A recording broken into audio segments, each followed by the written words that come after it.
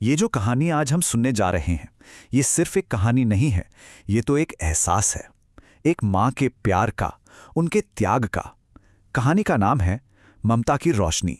जब भी मैं इस इमारत को देखता हूं ना, तो मुझे इसमें सिर्फ ईंटें, दीवारें या छत नहीं दिखाई देती। नहीं, मुझे मुझे मेरी माँ के वो हाथ दिखते हैं, वो हाथ जिन्होंने मेरी पूरी दुनिया बनाई। तो सवाल ये उठता है कि इस अस्पताल का नाम ममता की रोशनी ही क्यों रखा गया? वजह सीधी सी है, क्योंकि ये नाम अपने आप में एक पूरी जिंदगी की कहानी बयां करता है। हाँ, तो एक छोटे से गांव में ये अस्पताल एक वादे की तरह खड़ा है। और यकीन मानिए, ये सिर्फ मरीजों का इलाज नहीं करता, ये तो उस प्यार और उम्मीद की रोशनी फैला रहा है जो कभी एक माँ ने अपने बेटे के लिए अपने दिल में जलाई थी। पर ये सब शुरू कैसे हुआ? कहाँ से? इसके लिए हमें कई साल पीछे जाना होगा। कहानी की शुरुआत होती है एक तूफानी रात से। एक ऐसी रात जो दो जिंदगियों को हमेशा हमेशा के लिए बदलने वाली थी। मेरी माँ का नाम था गौरी।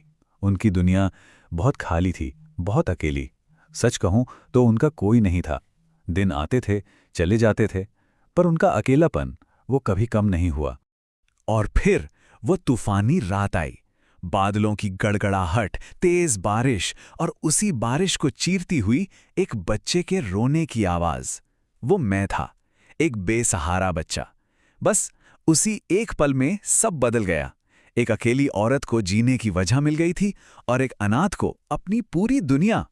पता है, उस रात माँ को सिर्फ एक बेटा नहीं मिला था, उन्हें एक सपना मिल गया था। एक सपना जिसे पूरा करने के लिए उन्होंने अपनी पूरी की पूरी जिंदगी दांव पर लगा दी। हमारा ये सफ़र शुरू हुआ उस तूफानी रात से, जब मुझे उनकी गोद में पनाह मिली। मेरा पूरा बचपन मैंने उन्हें बस दिन रात मेहनत करते देखा। जैसे जैसे मैं बड़ा हुआ, मैंने उनके त्याग को, उनकी लगन को और करीब से महसूस किया। और फिर आखिरकार उनकी मेहनत रंग लाई। वो वादा पूरा हुआ जो शायद उन्होंने खुद से किया था। मुझे आज भी याद है, माँ की थाली अक्सर खाली रहती थी। क्यों? ताकि मेरी थाली कभी खाली ना रहे। उनके हाथों से हमेशा बर्तन मांजने वाले साबुन की महक आती थी, ताकि मेरे हाथों से किताबों की खुशबू आ सके। उनका हर एक त्याग मेरे भविष्य की नींव का पत्थर बनता गया। सोचिए, उनकी फटी हुई साड़ी से मेरी स्कूल की यूनिफॉर्म आई। उनकी खाली थाली से मेरा पेट भरता था। उन्होंने अपने गहने तक बेच दिए ताकि मेरी मेडिकल की किताबें आ सकें।